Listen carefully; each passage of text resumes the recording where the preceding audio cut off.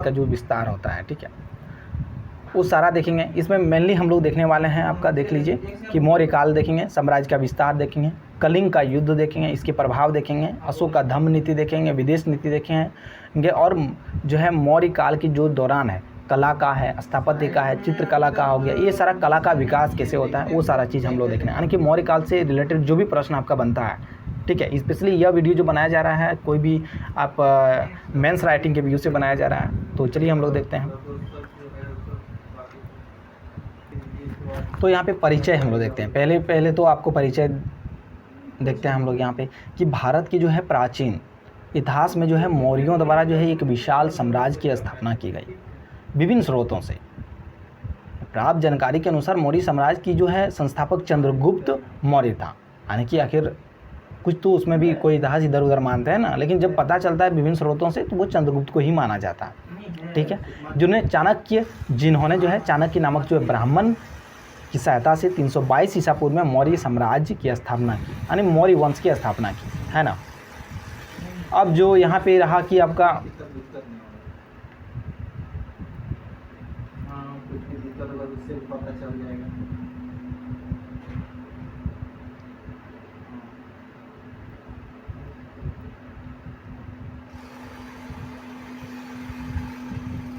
ठीक है, जिन्होंने जो है चाणक्य नामक जो है ब्राह्मण की सहायता से जो है 322 ईसा पूर्व में मौर्य साम्राज्य की स्थापना की थी। नंद वंश के जो है अंतिम शासक जो है कौन थे? घनानंद, ठीक है। घनानंद के जो है अत्याचारों अत्यधिक जो है करारोपण एवं शोषण से जो है आम जन जो है त्रस्त था। उसी समय जो है 326 ईसा पूर्व में जो है पश्चिम उत्तर जो है भाग में सिकंदर का आक्रमण होता है। यानी कि जो भारत थे आपका, ठीक है, यानी कि भारत थे तो ये वाला इलाका में जो है सिकंदर का आक्रमण हो जाता है। देश की जो है बाहरी आक्रमणकारियों से सुरक्षा प्रदान करने एवं जो है शासन व्यवस्था को सुव्यवस्थित करने एवं एक सूत्र में बांधने के लिए जो एक सुयोग्य शासक की आवश्यकता मतलब ज़रूरत पड़ी थी। चंद्रगुप्त मौर्य ने जो है नंद जो है शासकों की जो है कमजोरी का लाभ उठाते हुए जो है उनका अंत कर दिया और जो है मौर्य राजवंश की स्थापना की। यानी कि मौर्य राजवंश का स्थापना किस तरह से हुआ परिचय में आप देख लिए थोड़ा सा। अब जो यहाँ पे हम लोग देखेंगे कि जो यूनानी लेखक है जस्टिन, ठीक है, कौन? जस्टिन के अनुसार जो है चंद्रगुप्त को जो है सेंड्रोकोटस कहा गया। तो यूनानी लेखक जस्टिन जो है वो चंद्रगुप्त को क्या कहते हैं? सेंड्रोकोटस। जबकि जो एरियन और प्लूटार्क जो है ने इसको एंड्रोकोटस कहा है। तो आप यही याद रख लीजिए कि सेंड्रोकोटस किसने कहा है, एंड्रोकोटस किसने कहा है, क्योंकि कई बार एग्जाम में यही आ जाता है, ठीक है। बौद्ध साहित्य में क्या कहा गया है? महावंश जो है में चंद्रगुप्त का उल्लेख मिलता है। यानी कि चंद्रगुप्त का नाम चंद्रगुप्त के नाम से कहाँ पे मिलता है? तो बौद्ध साहित्य जो है के ग्रंथ जो है महावंश में, ठीक है। यानी कि महावंश बौद्ध ग्रंथ एक है और ये आपका जाके मौर्य वंश से संबंधित है। तो एग्जाम में इधर उधर से घुमा के भी पूछा जा सकता है, क्योंकि पीटी वाला एग्जाम में आपका घुमा के भी पूछता है कि महावंश किस वंश से संबंधित है। तो चंद्रगुप्त से संबंधित है, यानी कि मौर्य वंश से संबंधित है। यानी महावंश क्या ग्रंथ है? एक बौद्ध ग्रंथ है। तो इस तरह से 3-4 प्रश्न आपका एक ही चीज़ में मिल जाएगा, ठीक है, मिलता है। जिसमें जो है क्षत्रिय, उन्हें क्या कहा गया? क्षत्रिय कहा गया है। जबकि जो विशाखा दत्त के जो मुद्रा राक्षस है उसमें उसे निम्न मूल तथा छोटी जाति बताया। यानी कि मुद्रा राक्षस भी मौर्य वंश से संबंधित था, ठीक है। मौर्य वंश में जो है चंद्रगुप्त के जो अलावे अशोक जैसे महान सम्राट हुए जिन्होंने इस साम्राज्य की जो समृद्धि एवं विशालता की जो पराकाष्ठा तक पहुंचा दी। मौर्य साम्राज्य का जो अंत जो है 184-85 ईस्वी में हो गया। उस समय हुआ जब जो है मौर्य वंश का अंतिम शासक जो है बृहद्रथ का जो है वध उसके ही मंत्री जो है पुष्यमित्र शुंग ने कर दी, ठीक है, और मगध पर शुंग वंश की स्थापना की, ठीक है। यानी कि जो मगध था उसी पर अपना एक दूसरा वंश, यानी कि अपने ही टाइटल के नाम पे उसने एक वंश खड़ा कर दिया, ठीक है। अब यहाँ पे हम लोग आखिर मौर्य वंश के बारे में देख रहे हैं, तो शुंग वंश के बारे में हम लोग ज़्यादा नहीं जाएंगे, ठीक है। यहाँ पे हम लोग मौर्य वंश के बारे में देखेंगे। तो यहाँ पे देखोगे कि जो साम्राज्य का विस्तार है, ठीक है, मौर्य साम्राज्य की जो है विस्तार के संबंध में हमारे समक्ष कई जो है साहित्यिक एवं पुरातात्विक साक्ष्य उपलब्ध है। मौर्य साम्राज्य की जो है सत्ता का केंद्र कहाँ पे था? मगध था। इस साम्राज्य की जो विस्तार में जो है मुख्यतः जो है चंद्रगुप्त, बिंबिसार और सम्राट अशोक का महत्वपूर्ण योगदान रहा। यानी कि आप देखेंगे जो मगध साम्राज्य का अगर सबसे ज़्यादा विस्तार किया किस वंश में? तो मौर्य वंश में तो उसमें रहा आपका चंद्रगुप्त, बिंदुसार और सम्राट अशोक, ठीक है, महान अशोक। अब हम लोग तीनों के बारे में थोड़ा थोड़ा देख लेते हैं, ठीक है, उसके बाद फिर हम लोग आगे बढ़ेंगे। तो चंद्रगुप्त मौर्य के बारे में आप देख लो। जो चंद्रगुप्त मौर्य है ना, चंद्रगुप्त मौर्य ने विस्तारवादी नीति का पालन करते हुए जो है पश्चिमी तथा जो है दक्षिण भारत पर विजय अभियान आरंभ कर दिया। कई साहित्यिक उल्लेखों से जो है ज्ञात होता है कि उन्होंने पश्चिमोत्तर जो भारत को जो यूनानी शासकों से मुक्त कराने के पश्चात जो है उसका ध्यान दक्षिण की ओर गया। यानी कि पहले जो है भारत की जो आपका पश्चिम वाला इलाका था, ठीक है, वहाँ पे उसको जो भी यूनानी शासक थे उससे मुक्त कराया। उसके बाद जो है वो दक्षिण की ओर बढ़ गए, ठीक है। पश्चात जो है दक्षिण की ओर मुड़ गया। चंद्रगुप्त ने जो है सिकंदर के सेनापति सेल्यूकस को 304 ईसा पूर्व के आसपास में हरा दिया, ठीक है। सिकंदर के सेनापति सेल्यूकस को आने जानते, सिकंदर जब वापस चल गया उसके बाद उसके सेनापति फिर से आके यहाँ पे मतलब ये करता है, ठीक है, लेकिन उसको हरा देता है कौन, चंद्रगुप्त मौर्य ने। और दोनों के बीच एक संधि हुई जिसकी जानकारी जो है यूनानी स्रोतों में मिलती है, ठीक, यूनान ग्रंथ जितना भी है।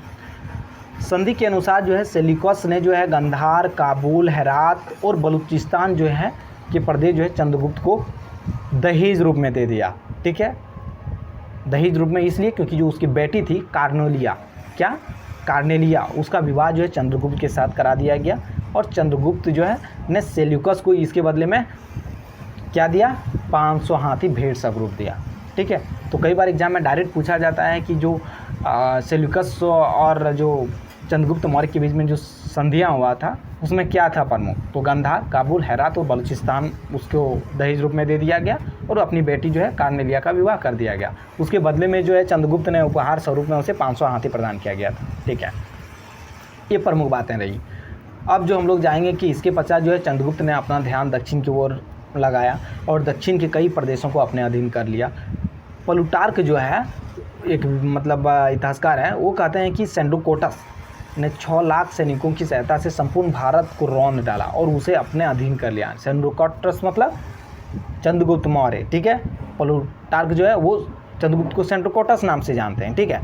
उनके इस कथन में कुछ अतिशयोक्ति अवश्य हो सकती है, यानी कि कहा कि 6 लाख सैनिक के साथ मतलब अतिशयोक्ति बढ़ा चढ़ा के बताने का, परंतु ये इतना जरूर कहा जा सकता है कि चंद्रगुप्त के पास एक विशाल सेना थी और इसकी जो मदद से उन्होंने जो है भारत के एक विशाल भूभाग पर अपना जो अधिकार जो है स्थापित कर लिया था। और अंत समय में उन्होंने जो है बौद्ध धर्म अपना लिया और कर्नाटक के श्रवणबेलगोला में जल समाधि लेकर अपना प्राण त्याग दिया। यानी कि बौद्ध धर्म अंत समय जो है आप देख रहे हैं कि किस तरह से वो बौद्ध धर्म अपनाता है, फिर कर्नाटक के श्रवणबेलगोला वाला इलाका में फिर समाधि लेकर प्राण त्याग देता है, तो वो चीज़ है।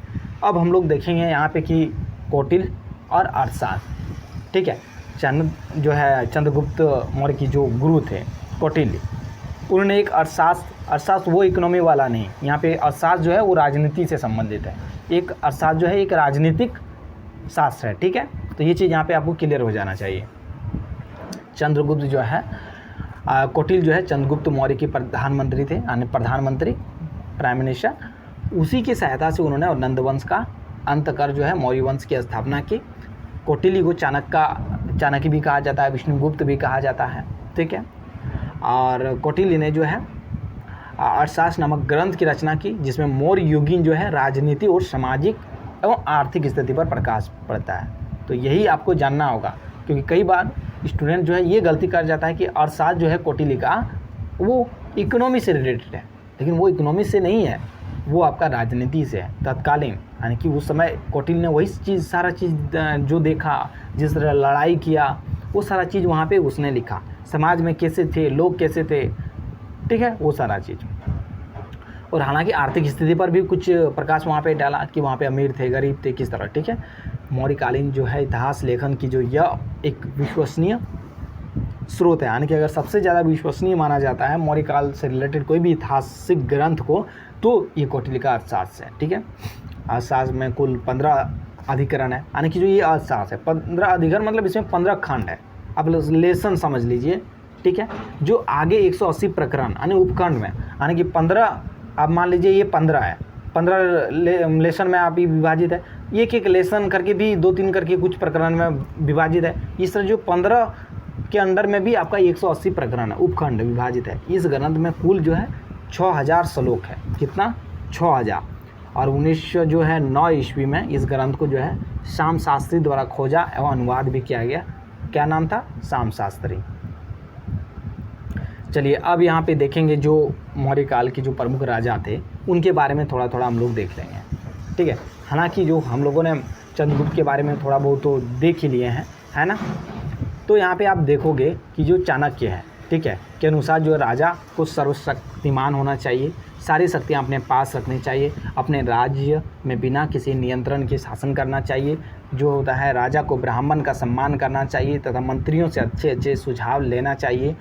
उसे अपनी शक्ति का उपयोग बुद्धिमत्तापूर्ण तरीके से करना चाहिए। राजा को ज्ञानार्जन करते रहना चाहिए ताकि प्रशासन को अच्छी तरह से समझ सके, ठीक है। राजा के पतन का मुख्य कारण है बुरे आचरण में पड़ना। उन्हें 6 ऐसे दुर्गुणों को बताए जिसके कारण जो है राजा का पतन होता है। ये जो 6 दुर्गुण थे, अहंकार, वासना, क्रोध, लालसा, दंभ और आनंद की आसक्ति। यानी कि यहाँ पे कई बार एग्जाम में यही आप कोट कर सकते हैं कि चाणक्य ने जो है एक शक्तिशाली राजा बनने के लिए क्या गुण बताए या क्या अवगुण उसमें नहीं होना चाहिए, वो सारा चीज़ें यहाँ पे आप ये सारा कोट कर सकते हो, ठीक है। तो बिंदुसार जो है प्रमुख राजा यहाँ पे मौर्य वंश का जो है, आप देखेंगे कि यहाँ पे चंद्रगुप्त जो उत्तराधिकारी हुआ, चंद्रगुप्त के बारे में तो हम लोग पढ़ ही चुके हैं। तो अब हम लोग देख रहे हैं यहाँ पे जो उसके जो उत्तराधिकारी बिंदुसार, इसके बारे में ज़्यादा जानकारी नहीं मिल पाती है। दक्षिण की जो है और जो यहाँ पे आप साम्राज्य विस्तार का श्रेय यदा कथा बिंदुसार को ही दिया जाता है। बोलता है कि जो दक्षिण भारत में जो विकास किया मौर्य वंश का, उसमें कहीं ना कहीं जो है बिंदुसार को ही इसका मतलब श्रेय दिया जाना चाहिए। हालांकि जो उसके विजय अभियान का जो है कोई साक्ष्य उपलब्ध नहीं है।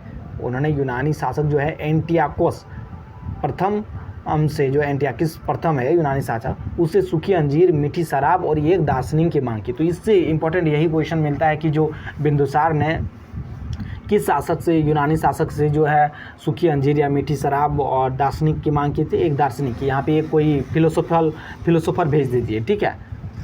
सूखी अंजीर और मीठी शराब तो उन्होंने भेज दिया, परंतु दार्शनिक भेजने से उन्होंने इनकार कर दिया। तो ये चीज़ केवल इतना ही इम्पोर्टेंट है, इससे ज़्यादा नहीं है। तो आप मेंस के व्यू से आप इतना ही इम्पोर्टेंट आप याद रखिए। अब यह अशोक हो गया, ठीक है। अशोक के महान शासक था। अपने राजकुमार के दिनों में उन्होंने उज्जैन और तक्षशिला के विद्रोहों को दबा दिया था। उसके शासन काल में मौर्य साम्राज्य का जो है विस्तार अपने चरम सीमा तक पहुंच गया था। वर्तमान तमिलनाडु और पूर्वोत्तर राज्यों को छोड़कर जो है संपूर्ण जो है भारत पर जो है अशोक का साम्राज्य स्थापित हो चुका था। यानी कि आप देख रहे हैं कि जो दक्षिण भारत का है, यहाँ पे तमिलनाडु वाला इलाका है, तो तमिलनाडु से अब कहिए ना ऊपर जितना था, और इधर आपका ये वाला काट दीजिएगा तो भारत का ये सारा इलाका जो है वो कहीं ना कहीं जो है अशोक का ही था, ठीक है। अब जो यहाँ पे आप देख रहे हैं कि जो पश्चिमोत्तर भाग में जो उसके शिलालेख अफगानिस्तान से प्राप्त हुए हैं, यूनानी जो है अरमाइक दोनों लिपि में। तो यही बार कई बार एग्जाम में मिल जाता है कि जो विभिन्न स्थानों में जो प्राप्त अशोक के शिलालेख हैं उनसे साम्राज्य विस्तार के बारे में पता चलता है। लेकिन आप देखेंगे जो पश्चिम भाग थे, यानी कि ये वाला इलाका में, ठीक है, तो ये वाला इलाका में देखेंगे, यानी कि अफगानिस्तान वाला में, उसमें देखेंगे यूनानी में अरमाइक लिपि में, दोनों लिपि में वहाँ पे मिलता है, अरमाइक लिपि में। तो यही कई बार एग्जाम में पूछ जाता है कि अरमाइक लिपि अशोक की जो किन शिलालेखों में मिला है, तो अफगानिस्तान के शिलालेखों में, ठीक है। सुदूर दक्षिण को छोड़कर कर्नाटक, आंध्र प्रदेश में अशोक के शिलालेख भी प्राप्त हुए हैं। अशोक जो हैं ने अपने जो राज्यारोहण के 8वें साल, यानी कि 8वें साल, जिस साल वो राजगद्दी पर बैठा, उसके 8 साल बाद जो है उसने 261 ईस्वी में पूर्व में बीसी में कलिंग पर आक्रमण किया और विजय भी किया, ठीक है। कलिंग के युद्ध के भीषण रक्तपात एवं जनहानि ने बोलता है कि लाखों लोगों की जान चल गया था, रक्त की नदियां बह गया था, ठीक है। तो अशोक बहुत व्याकुल हुआ, उसका दिलो दिमाग में इतना गहरा प्रभाव छोड़ा कि इस युद्ध के पश्चात है उन्होंने युद्ध नीति परित्याग कर दिया, और इसका उल्लेख वह जो है अपने 13वें शिलालेख में करता है, शिलालेख में, ठीक है। तो कई बार यही एग्जाम में आ जाता है कि जो अशोक के जो कलिंग विजय का जिक्र किस शिलालेख में है, तो 13वें शिलालेख में। और उसने जो युद्ध नीति त्याग कर धम्म नीति का मार्ग अपना लिया। बौद्ध धर्म की जो है प्रचार प्रसार के लिए उन्होंने अफगानिस्तान, पश्चिम एशिया, मिस्र, यूनान, बर्मा, मलाया आदि देशों में अपना दूत भेजा। श्रीलंका में बौद्ध धर्म प्रचार के लिए उन्होंने अपना पुत्र एवं पुत्री को भी भेजा। उनका पुत्र क्या था और पुत्री का नाम क्या था, आप कमेंट बॉक्स में करके बताइएगा, ठीक है। इस प्रकार जो है विशाल मौर्य साम्राज्य उत्तर पश्चिम में ईरान की सीमा से लेकर जो है दक्षिण में जो है वर्तमान उत्तरी कर्नाटक तक विस्तृत था, और पूर्वी भाग में जो है मगध से लेकर जो है पश्चिम में जो है सौराष्ट्र यानी कि महाराष्ट्र वाला तथा जो है सोपरा तक का संपूर्ण प्रदेश जो है उसके साम्राज्य के अधीन हो गया था। तो यानी कि जितना भी आप नीला कलर का आप देख रहे हैं वो सारा अशोक का साम्राज्य था, ठीक है। अब यहाँ पे कलिंग युद्ध के बारे में हुआ, तो उस कलिंग युद्ध कई बार पूछा जाता है कि जो अशोक का कलिंग युद्ध और इसके प्रभाव क्या रहा, और मतलब कलिंग युद्ध और अशोक के बीच के कुछ मतलब उससे रिलेटेड जैसा भी प्रश्न बनता है तो यहाँ पे उसको आपको समझिए, ठीक है। तो यहाँ पे आप देख रहे हैं कि भारतीय इतिहास में कलिंग युद्ध का विशेष महत्व है। क्यों? यह युद्ध जो है सम्राट अशोक एवं कलिंग के राजा अनंत पद्मनाभ के बीच लड़ा गया। कलिंग प्रदेश को जो महापद्मनंद ने जीत कर जो है मगध साम्राज्य में मिला लिया, तो जिसका उल्लेख जो है इतिहास में मिलता है। परंतु इन जो कलिंग मगध से जो जिसके शासनकाल में स्वतंत्र हुआ, इसका वर्णन कहीं नहीं मिलता है। कुछ इतिहासकारों का मानना है कि कलिंग को अपने अधीन करने के लिए जो चंद्रगुप्त मौर्य तथा बिंदुसार ने भी प्रयास किया था, परंतु उन्हें सफलता नहीं मिल पाई थी, ठीक है। और अशोक ने जब अपने राज्याभिषेक के पश्चात जो है अपने पिता तथा पितामह की जो दिग्विजय नीति को जारी रखा, यानी कि जो भी पिता उन्होंने और उसकी जो दादाजी थे उन्होंने जो भी मतलब साम्राज्यवादी नीति और जितने की जो नीति अपनाया था वो सारा नीति यहाँ पे अशोक लगातार रहते हैं। राज्याभिषेक जो 8वें वर्ष है 261 ईस्वी पूर्व में कलिंग पर विजय प्राप्त करने हेतु एक विशाल सेना के साथ उन्होंने चढ़ाई कर दिया, ठीक है। इतिहासकार रोमिला थापर का मानना है कि कलिंग उस समय जो है व्यापारिक दृष्टि से अत्यंत महत्वपूर्ण राज्य था और अशोक की दृष्टि ही उसके समृद्ध व्यापार पर था। यानी कि अशोक ने एक रीज़न आपको मिल गया कि कलिंग पर उसने आखिर क्यों आक्रमण किया होगा, तो पहला रीज़न एक मिला कि समृद्ध व्यापार, ठीक है। कुछ इतिहासकारों का जो है यह भी मानना है कि जो सामरिक दृष्टि से कलिंग अत्यंत महत्वपूर्ण था, ठीक है। यानी कि सामरिक दृष्टि यानी कि सुरक्षा की दृष्टि से आखिर जो अशोक का जितना भी प्रदेश था उसको अगर सुरक्षा करना था तो वो सामरिक दृष्टि से, जैसे कि हम लोग अभी जानते हैं कि भारत का जो वहाँ पे आपका जो ये भारत है ना, अगर ये हमारा भारत है तो ये वाला पाकिस्तान इलाका में अगर ये वाला पीओके वाला क्षेत्र अगर हम लोग लेंगे तो हम लोग का सुरक्षा की दृष्टि से हम लोग और ज़्यादा हम लोग के फेवरेबल में होगा। और यहाँ पे आप देखें जो चिकन नॉक के नाम से जाना जाता है ये वाला प्रदेश यहाँ, क्योंकि ये वाला भी चाइना हमेशा अक्सर अपना मतलब ये करने का कोशिश में लगा हुआ है। ये अगर यहाँ पे सुरक्षा की दृष्टि से ये काफ़ी इंपॉर्टेंट है, क्योंकि अगर ये थोड़ा सा कट कर देगा तो हम लोग ये अपना जो पूर्वी वाला इलाका से कट जाएंगे। तो इस तरह से वहाँ पे अशोक को लगता था कि ये जो है, कुछ इतिहासकार मानते हैं कि अशोक को लगता था कि ये सामरिक दृष्टि से ज़्यादा इंपॉर्टेंट है, इसलिए उन्होंने आक्रमण किया होगा। तो दो रीज़न, एक तो व्यापारिक, दूसरा सामरिक दृष्टि से, ठीक है। अब स्थल व समुद्र दोनों ही मार्गों से दक्षिण भारत की ओर जाने वाले मार्गों पर इसका नियंत्रण था, ठीक है। यानी स्थल और समुद्र दोनों, यानी कि कलिंग कहाँ था, कलिंग आपका उड़ीसा वाला प्रदेश है ना, यानी कि वो उड़ीसा तट में जो था वो राज्य में ये जो वहाँ से वो व्यापार के लिए भी हो सकता था, और कोई आक्रमण करेगा तो डायरेक्ट घुस सकता था, तो दोनों क्षेत्र में वहाँ पे हेल्प किया जा सकता, तो उससे बचने के लिए ऐसा किया होगा। साथ ही जो है दक्षिण पूर्वी देशों के साथ यहाँ से जो आसानी से संपर्क स्थापित किया जा सकता है। दक्षिण पूर्वी देश मतलब जो आप यहाँ देख रहे हो, जितना भी आपका दक्षिण और पूर्वी देश जैसे कि इंडोनेशिया हो गया या श्रीलंका हो गया, वो सब अंडमान निकोबार से होते हुए और भी जितना जावा प्रायद्वीप हो गया, वो सब से वहाँ पे संपर्क करना आसान हो सकता था। कलिंग के जो है युद्ध के बारे में जानकारी मिलती है 13वें शिलालेख में, ठीक है। यह युद्ध अत्यंत भयंकर था, भीषण था, दोनों और की सेनाओं के बीच घमासान युद्ध हुआ। कलिंग की जो सेना जो है अंतिम सांस तक वीरता एवं बहादुरी से लड़ती रही। अशोक के शिलालेखों से प्राप्त जानकारी के अनुसार इस युद्ध में लगभग 1 लाख सैनिक मारे गए, इससे कहीं ज़्यादा घायल हुए, यानी कि 1 लाख सैनिक तो मारे भी गए और 1-1.5 लाख वहाँ पे घायल भी हुए, 1.5 लाख सैनिक बंदी भी बना लिए गए। इसमें कुछ अशोक विजयी रहा, यानी कि अंत में आप देखेंगे कि अशोक तो विजय हो गया, उन्हें कलिंग को अपना साम्राज्य में मिला भी लिया, लेकिन उसका आप देख रहे हैं कि किस तरह से हृदय परिवर्तन हो गया। अब यहाँ पे आप देखो कि कलिंग के युद्ध का क्या प्रभाव हुआ। ठीक है, तो यहाँ पे पहले आपने देखा कि कलिंग युद्ध होने का क्या रीजन था। तो पहला 2 ही रीजन हम लोगों को प्रमुख रूप से मिला, पहला तो व्यापार के लिए और दूसरा सामरिक दृष्टि से। ठीक है, और कलिंग युद्ध की जो प्रभाव है, और तीसरा रीजन एक है कि साम्राज्यवादी नीति। तो 3 रीजन वहाँ पे प्रमुख मिल गया। अब कलिंग के युद्ध का जो प्रभाव है, ठीक है, आखिर प्रभाव क्या रहा, आखिर उसका क्या मतलब परिणाम रहा। तो प्रभाव या परिणाम आप देखिए। तो पहला क्या रहा कि सम्राट अशोक के लिए कलिंग का युद्ध बहुत ही निर्णायक साबित हुआ, और इस युद्ध में उनकी जीवन की जो है दिशा और दिशा दोनों ही बदल दी। जीवन की जो भी दिशा था, कलिंग के युद्ध का जो प्रभाव हम निम्नलिखित क्षेत्रों में देख सकते हैं। तो पहला नंबर तो यहाँ पे आप देख सकते हो कि जो अशोक का हृदय परिवर्तन, अशोक ने विजय के उद्देश्य से कलिंग पर चढ़ाई की थी और अंततः उसे विजय प्राप्त भी हो गई, परंतु इस युद्ध में भीषण नरसंहार और रक्तपात ने अशोक के जो है हृदय को झकझोर कर दिया, झकझोर कर रख दिया। इस युद्ध में न केवल दोनों और की जो है लाखों सैनिक मारे गए थे, बल्कि गांव के गांव, शहर के शहर उजड़ गए थे। वहाँ निवास करने वाले कई निर्दोष लोग मारे गए थे।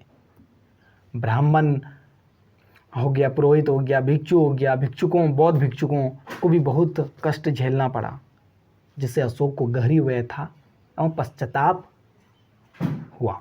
परिणाम स्वरूप उन्होंने युद्ध नीति को सदा सदा के लिए परित्याग कर दिया। अशोक का हृदय परिवर्तन हो गया। दूसरा क्या हुआ, भैरी घोष के बदले धम घोष की नीति अपनाया। माना जाता है कि कलिंग युद्ध के पश्चात अशोक ने बौद्ध धर्म अपना लिया। आचार्य जो है उपगुप्त, कौन, आचार्य उपगुप्त, जो बौद्ध भिक्षु थे, उन्हें बौद्ध धर्म की दीक्षा उन्हें दिलाया, और आगे का सारा जीवन बौद्ध धर्म में प्रचार प्रसार में व्यतीत किया। अब उन्होंने दूसरे राज्यों पर भौतिक विजय पाने की नीति छोड़कर सांस्कृतिक विजय पाने की नीति अपनाई, यानी कि मन, लोगों को दिल जीतने पर लगा दिया। अर्थात अब भैरी घोष के बदले उन्होंने धम घोष की नीति अपनाई। ठीक है, पहला क्या हुआ, उन्हें अशोक का हृदय परिवर्तन कर दिया। दूसरा क्या हुआ, उन्हें भैरी घोष के बदले धम घोष की नीति अपनाया। और क्या हुआ कि उन्होंने जो बौद्धों को अपार धन दिए, यानी कि यहाँ पे एक और पॉइंट आप जोड़ सकते हो कि दान बहुत सारा दिए, यानी बौद्धों को हेल्प किया। इसे मैं, हालांकि मैंने यहाँ पे कर दिया है दूसरा पैरा बना के, बट आप चाहो तो एक पॉइंट जोड़ सकते हो। ठीक है, अपार धन दिए और बौद्ध धर्म स्थानों की यात्रा की। इस यात्रा के संकेत उसके अभिलेखों में आए धम्म यात्रा शब्द से मिलता है। अशोक ने बौद्धों का तीसरा जो है धर्म सम्मेलन का आयोजन करवाया। धर्म प्रचारकों के केवल दक्षिण भारत ही नहीं बल्कि श्रीलंका, वर्मा आदि देशों में भेजा, ताकि वहाँ के बौद्ध लोगों में बौद्ध धर्म का प्रचार हो सके। ईसा पूर्व जो है दूसरी और पहली सदियों में ब्रह्मी लिपि, श्रीलंका में ब्रह्मी जो है लिपि के अभिलेख जो हैं उसमें ये सारा चीज़ें मिलती है। ठीक है, अशोक ने जो है नारी सहित समाज के विभिन्न वर्गों के बीच में धर्म का प्रचार करने के लिए धम्म महापात्र की नियुक्ति की।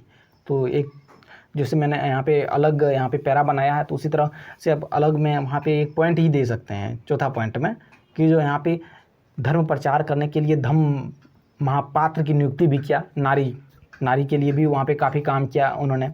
न्याय कार्य के लिए राजकों की नियुक्ति करवाया, यानी कि न्याय, यानी सभी को समान न्याय मिले, इसके लिए राजकों।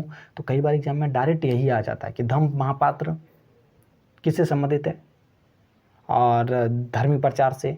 न्याय कार्य के लिए राजकों की नियुक्ति किया गया, तो राजक किससे संबंधित है, तो न्याय कार्य के लिए। कर्म कांडों पर पाबंदी लगा दी, यानी कि जो भी मतलब ब्राह्मण आखिर थे, तो उन्होंने जो झूठे प्रकार के कर्म कांड कर रहे थे, लोगों से ठग रहे थे, वो सारा चीज़ों पर पाबंदी लगा दिया। उसने कई तरह की जो पशु पंक्षियों की हिंसा पर रोक लगा दी। उसकी जो राजधानी में तो प्राणी की मारना ही पूर्णतः निषिद्ध कर दिया। ठीक है, यानी अशोक ने जो पाटलिपुत्र में कोई मार ही नहीं सकता था किसी को, जो भी हो, गाय भैंस कोई भी मतलब प्राणी को मारा ही नहीं जा सकता, पूर्णतः निषिद्ध कर दिया। इस तरह से उन्होंने ये सारा कार्य किया। अशोक की जो धर्म नीति की जो साम्राज्यवादी या संकुचित नीति नहीं है। अब यहाँ पे निष्कर्ष के रूप में अगर कहना चाहें कि धर्म जो अशोक, देखिए यहाँ पे क्वेश्चंस, हालांकि आपको मैं एक ही वीडियो में सारा कुछ देने का कोशिश कर रहा हूँ, लेकिन आपको क्वेश्चंस कई बन सकता है। जैसे जब भी अगर अशोक की धर्म नीति के बारे में पूछा जाए, तो धर्म नीति के बारे में आपको वैसे 150 वर्ड में या 250 वर्ड में, जितने ही वर्ड में आपको लिखना होगा तो उतने वर्ड में लिखना है। तो यहाँ पे धर्म नीति के बारे में स्पेशली पूछे तो इतना ही आपको लिखना है। जब मौर्यों के संपूर्ण के बारे में बोलेगा, साम्राज्य विस्तार के बारे में, मौर्य पर काल के बारे में टिप्पणी करना या कुछ लिखने के बारे में, तो आप ऐसे जैसे अगर हो जाए लिखने के लिए तो उस तरह से आप लंबी यहाँ पे लिखने के लिए सारा चीज़ डाल सकते हो।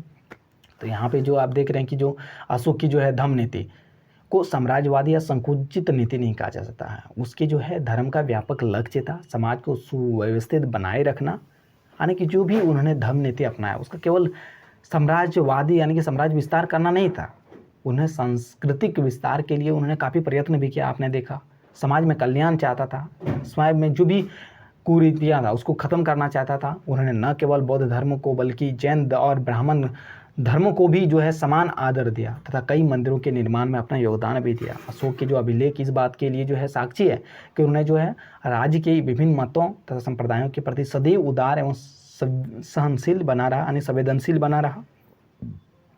उसने जो है बलपूर्वक किसी के भी अपने मत में दीक्षित करने का प्रयास नहीं किया। तो इस तरह से आपने देखा यहाँ पे इसके मत धम्म नीति।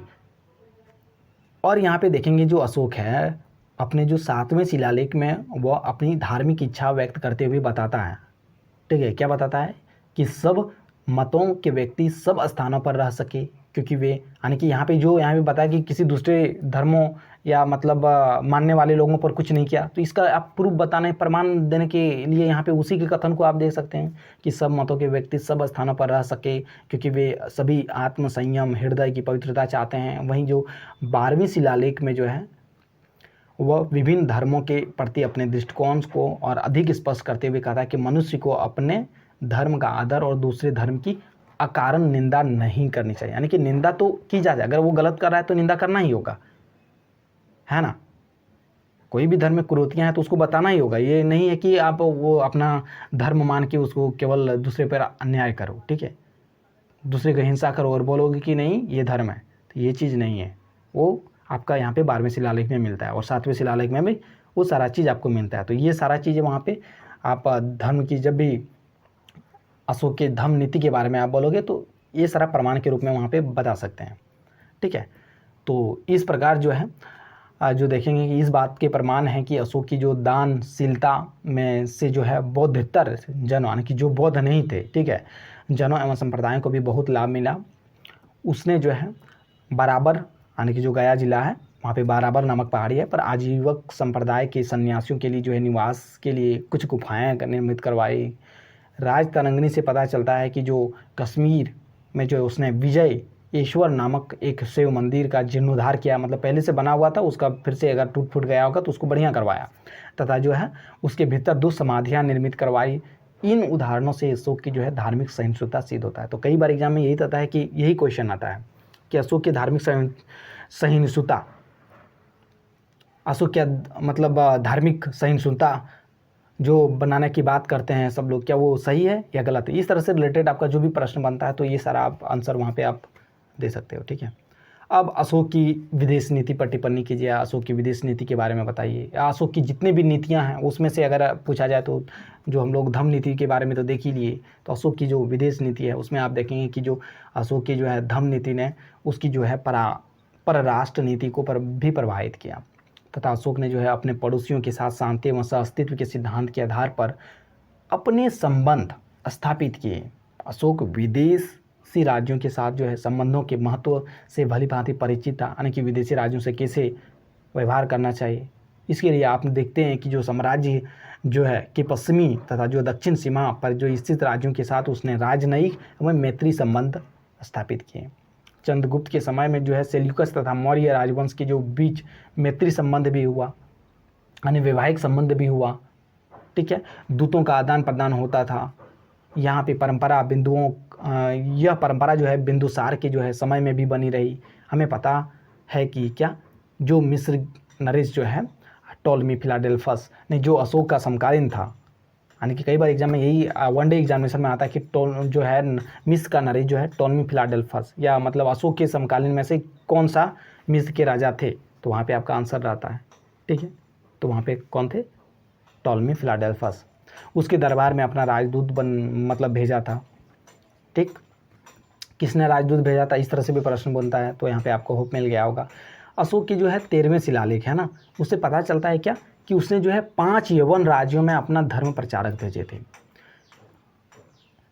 इनका जो है प्रमुख उद्देश्य सम्राट की धर्म नीति के बारे में वहाँ के लोगों को बताना था। यवन राज्यों में उसके जो है प्रचारकों का कुछ सफलता भी मिली। अपने दूसरे शिलालेख में वो बताता है कि उसने जो था इन राज्यों में मनुष्यों तथा पशुओं के लिए 2 अलग अलग चिकित्सा की व्यवस्था कराई, यानी कि मनुष्यों को जिस तरह से चिकित्सा की व्यवस्था किया गया उसी तरह पशुओं का भी चिकित्सा व्यवस्था किया गया। ठीक है, तो किस दूसरे शिलालेख में बताया गया। ठीक है, अब जो दक्षिण सीमा पर जो है स्थित 4 जो है तमिल राज्यों में भी उसने जो है अपने धर्म प्रचारक भेजे जो निम्नलिखित है। तो चोल राज्य में भेजा, पांडव राज्य में भेजा, और सती या पुत्त यानी कि केरल पुत्त वाला जो है वो वाला राज्य में, और ताम्रपन्नी अर्थात श्रीलंका में भी भेजा। चीनी यात्री जो हैंसंग हमें बताता है क्या कि उसने जो है चोल तथा पांडव राज्यों में अशोक द्वारा निर्मित एक स्तूप देखे थे। क्या अशोक ने जो भी स्तूप बनाए तो वो सारा स्तूप जो है जब चीनी यात्री हैंसोंग वहाँ पे गए थे चोल और पांडव राज्यों में, तो वहाँ उन्होंने अशोक के स्तूप बोल रहे हैं कि मैंने देखा था। ठीक है, इस प्रकार जो है स्पष्ट है कि जो है अशोक की जो है पड़ोसी राज्यों के साथ जो है शांति, सहिष्णुता एवं बंधुत्व के आधार पर मधुर संबंध बनाए रखने को जो उत्सुक था और उसे इसमें सफलता भी प्राप्त हुई। ठीक है, तो क्वेश्चन आपका जैसा भी आएगा आप देख लीजिएगा, उसके अकॉर्डिंग ये आंसर आपका मिल जाएगा। अशोक का धर्म जो है, अब यहाँ पे एक आता है कि अशोक का धर्म 2 मत, एक परंपरागत और एक आधुनिक मत। आखिर अशोक का धर्म था क्या? तो परंपरागत मत कहता है कि अशोक का धर्म बौद्ध धर्म से के रूप में परिभाषित किया गया, यानी कि जो भी उनका जो अशोक का धर्म नीति है उसको बौद्ध धर्म के रूप में ही, बौद्ध धर्म को आधार मानकर ही किया गया। और एक आधुनिक मत है।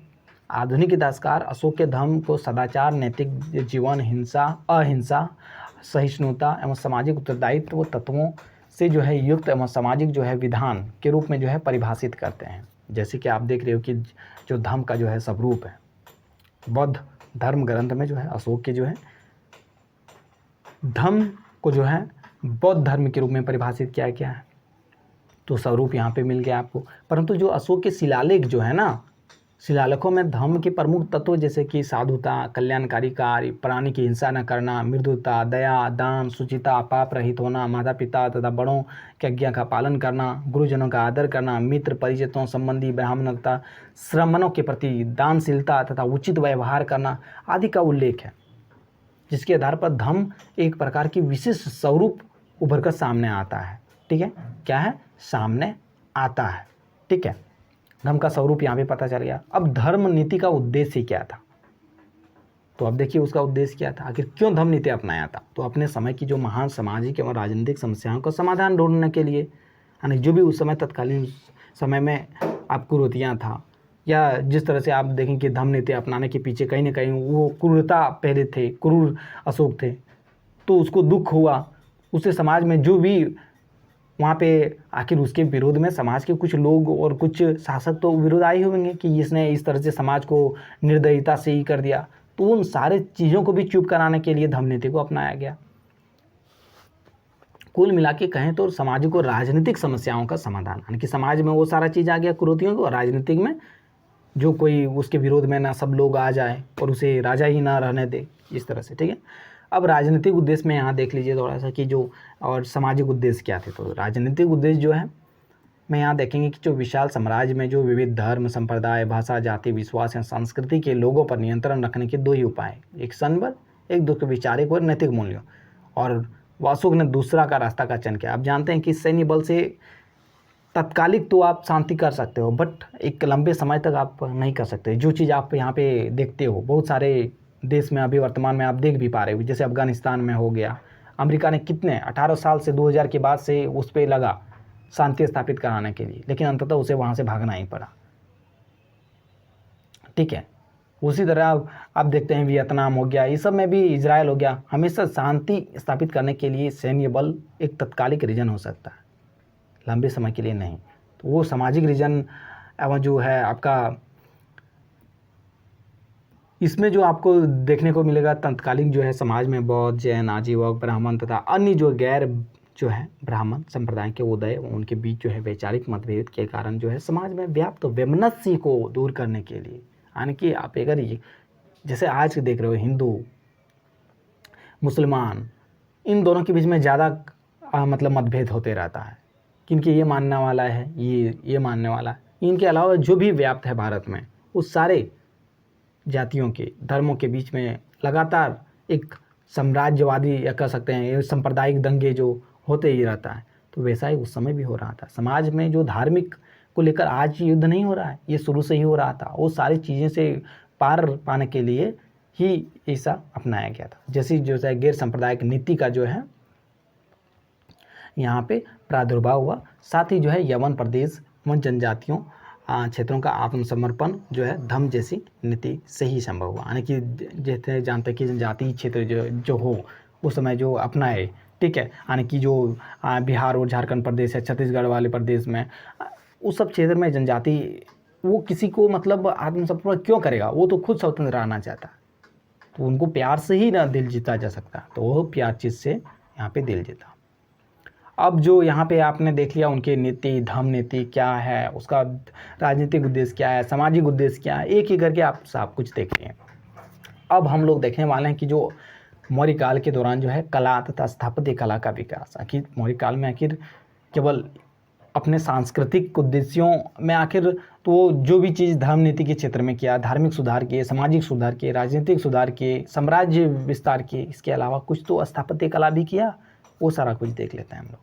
तो यहाँ पे देखोगे कि जो कला की दृष्टि से हड़प्पा सभ्यता और मौर्य काल की जो बीच है 1500 वर्ष का अंतराल है, ठीक है। इस बीच की जो है कला के जो भौतिक अवशेष उपलब्ध नहीं है यहाँ पे, और महाकाव्यों और बौद्ध ग्रंथों में हाथी दांत, मिट्टी और धातुओं के काम का जो है उल्लेख मिलता है, किंतु मौर्य काल से जो है पूर्व वास्तुकला और मूर्तिकला के मूर्त उदाहरण कम ही मिलते हैं, ठीक है। यानी कि जो आप जानते हैं कि जो हड़प्पा वाला काल का ज़्यादा अवशेष नहीं मिलता है, बहुत कम ही सारा चीज़ मिलता है, किंतु मौर्य काल से पूर्व जो वास्तुकला मूर्तिकला के मूर्त उदाहरण कम ही मिलते हैं। इस युग में जो है कला के दो रूप मिलते हैं। अगर मुख्यतः देखा जाए तो एक राज संरक्षकों के द्वारा निर्मित और एक जो है आपका जाके लोक कला के रूप में। तो जो आप यहाँ पे देखेंगे राज संरक्षकों के रूप में निर्मित कला जो है, जो कि मौर्य प्रसाद और अशोक के स्तंभ जितने हैं, वो सारा चीज़ है राज संरक्षक। राज संरक्षक मतलब जो राजघरानों के लोगों ने किया, राजाओं जो भी राजा हुए थे उनके संरक्षण में जो आया वो एक, और एक दूसरा जो आया यहाँ पे कला के क्षेत्र में एक लोक कला।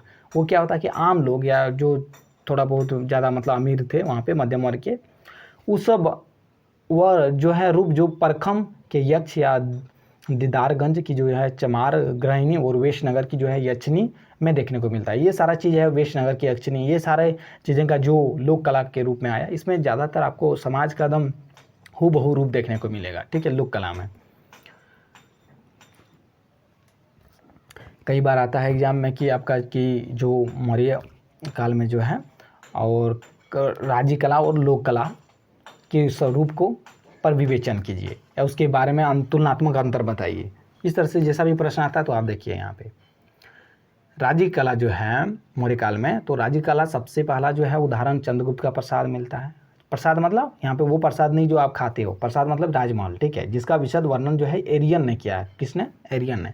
यह सभा भवन जो है, सभा जो है भवन खंभों वाला हॉल है, क्या है? हॉल है, एक बड़ा घर जैसा बनाते हो वो वाला। सन 1914-15 की खुदाई तथा 1951 की खुदाई में कुल मिलाकर 40 पाषाण स्तंभ मिले हैं, जो इस समय का जो है भग्न दशा में, किस तरह भग्न मतलब टूटा फूटा दशा में। फाहियान ने अत्यंत भावप्रवण शब्दों में इस प्रसाद की प्रशंसा किया है। तो यानी कि फाहियान ने इस भवन का प्रशंसा करते हुए क्या कहा है कि यह प्रसाद जो है मानव कृति नहीं वरन देवों द्वारा निर्मित है, यानी कि देव निर्मित बताया है। तो फाहियान ने क्या कहा है? तो देव निर्मित कहा है। जो मेगास्थनीज के अनुसार जो है पाटलिपुत्र सोन और गंगा के संगम पर बसा हुआ था। तो यानी कि यह जो राजप्रसाद कहाँ था बसा हुआ? मेगास्थनीज मानते हैं कि ये जो पाटलिपुत्र था, जो नगर था, वो सोन गंगा के मतलब संगम पर है, जहाँ दोनों नदियाँ मिलती है वहाँ पे। पटना में गत जो है वर्षों में जो खुदाई हुई है पिछले कुछ दशकों में, तो उसमें जो काष्ठ निर्मित जो है दीवार के अवशेष अभी भी प्राप्त हुआ है, ठीक है। खंभों के ऊपर जो है सहतीर जुड़े हुए हैं और खंभों की जो ऊंचाई ज़मीन की सतह से जो है 12-12.5 फुट हैं, और ये जो है आपका देखेंगे कि ज़मीन के अंदर 5 फुट गहरे गाड़े गए हैं। और जो मौर्य काल की जो सर्वोत्कृष्ट अगर नमूने देखा जाए तो अशोक की जो है एकाश्म स्तंभ जो कि उसके धर्म प्रचार के लिए जो देश के विभिन्न भागों में स्थापित किए गए थे। इनकी संख्या लगभग 20 बताई जाती है, और ये चुनार जो है बनारस के निकट के बलुआ पत्थर के बने हुए हैं। ठीक है, इन स्तंभों को 2 मुख्य भाग है। क्या है? एक स्तंभ याष्टि यानी कि गावदुम लाट, टेम्परिंग शाफ्ट जिसको कहते हैं, यानी कि शीर्ष भाग। ठीक है, और जो आप देख रहे हैं कि यहाँ पे अशोक की जो एकाश्म स्तंभों का सर्वोत्कृष्ट जो नमूना है सारनाथ के सिंह स्तंभ। आप जानते हैं कि भारत ने भी अपनाया, किस रूप में अपनाया कमेंट बॉक्स में करके बताइएगा। ठीक है, भारतीय विद्वानों के अनुसार जो अशोक के जो है स्तंभ की जो कला का स्रोत जो है भारतीय है। क्या है? कला, यानी कि ये जो भी अशोक ने अपने स्तंभ कला में जो भी रूप डाला है वो भारतीय है, मूल रूप से भारतीय है। मौर्य स्तंभ जो है शीर्षों की जो है पशु मूर्ति, सारनाथ का सिंह स्तंभ, रामपुरवा का बेल प्राचीन सिंधु घाटी से प्रवाहमान परंपरा से अनुकूल है। मतलब सिंधु घाटी परंपरा से जिस तरह से वहाँ पे बदलते बदलते एक रूप मौर्य काल तक आया, वही रूप देखने को मिलता है। ईरानी स्तंभों और मौर्य स्तंभों में स्पष्ट भेद है। तो आपको एग्जाम में इस तरह से आता है कि जो अशोक के स्तंभ में ईरानी स्तंभों से किस तरह से भिन्न है, या मौर्य काल की जो कला है उसमें यूनानी प्रभाव दिखने को मिलता है कारण सहित स्पष्टीकरण दीजिए। ठीक है, तो इस तरह से यहाँ पे इस प्रश्न का आप यहाँ पे कुछ आपका पॉइंट मिल रहा है, वो सारा आप देख लीजिए। स्वतंत्र स्तंभों की कल्पना भारतीय है, क्लियर कर दिया यहाँ पे। ईरानी स्तंभ जो है, दोनों में अंतर यहाँ पे बताया गया। ईरानी स्तंभ नालीदार है जबकि भारतीय स्तंभ सपाट है। ईरानी स्तंभ अलग अलग पाषाण खंडों के बने हुए हैं, किंतु जो है अशोक स्तंभ एक ही पत्थर के बने हुए, यानी एक ही पत्थर को काट के बनाया गया है। जबकि जो ईरानी स्तंभ होता है ना, छोटे छोटे टुकड़ों में बना के उसको फिर वहाँ पे साटने जैसा कुछ काम किया गया है। अशोक ने जो है वास्तुकला के जो है इतिहास में एक नई शैली का प्रारंभ किया, अर्थात चट्टानों को काट कर कंदराओं का निर्माण किया। गया के निकट बराबर की जो पहाड़ियों में जो है अशोक ने अपने राज्याभिषेक के 12वें वर्ष में सुदामा गुहा आजीवक जो है, सुदामा मतलब एक ये बनाया है आजीवक भिक्षुओं के लिए, मतलब गुहा मतलब गुफा, ठीक है, को आजीवक भिक्षुओं के लिए बना के दान में दिया। अशोक के जो पुत्र थे ना दशरथ, कौन थे? पौत्र थे, अशोक के पुत्र नहीं भाई, पौत्र। ठीक है, दशरथ ने नागार्जुनी जो पहाड़ियाँ थे, ठीक है, में आजीवकों की जो है 3 गुफाएं प्रदान की। ठीक है, कितने? 3 गुफाएं। ठीक है, इनमें से कौन कौन से गुफाएं थे आप कीजिएगा। और इनमें से एक प्रसिद्ध जो गुफा है गोपी गुफा है। ठीक है, इनका जो विन्यास होता है सुरंग जैसा है, यानी सुरंग जैसा बनाया गया है। अब लोक कला जो है, यहाँ पे हम लोगों ने देख लिया कि वहाँ पे स्थापत्य कला के बारे में, कि मौर्य काल में क्या क्या स्थापत्य कला था, राजप्रसाद था, स्तंभ लेख था, गुफा था। अब यहाँ पे लोक कला में देखेंगे आखिर लोक कला में क्या क्या था। तो चलिए, यानी लोक कला मतलब लोगों द्वारा जो भी प्रश्रय देके बनाया गया। तो मौर्य काल की लोक कला का ज्ञान उन महाकाव्य जैसे कि यक्ष हो गया, यक्ष मूर्तियों के द्वारा होता था। यानी कि ज़्यादातर यहाँ पे देखें यक्ष और यक्षिणी की मूर्ति से, जो मथुरा से पाटलिपुत्र, विदिशा, कलिंग और पश्चिमी सुपार्क तक पाई जाती है।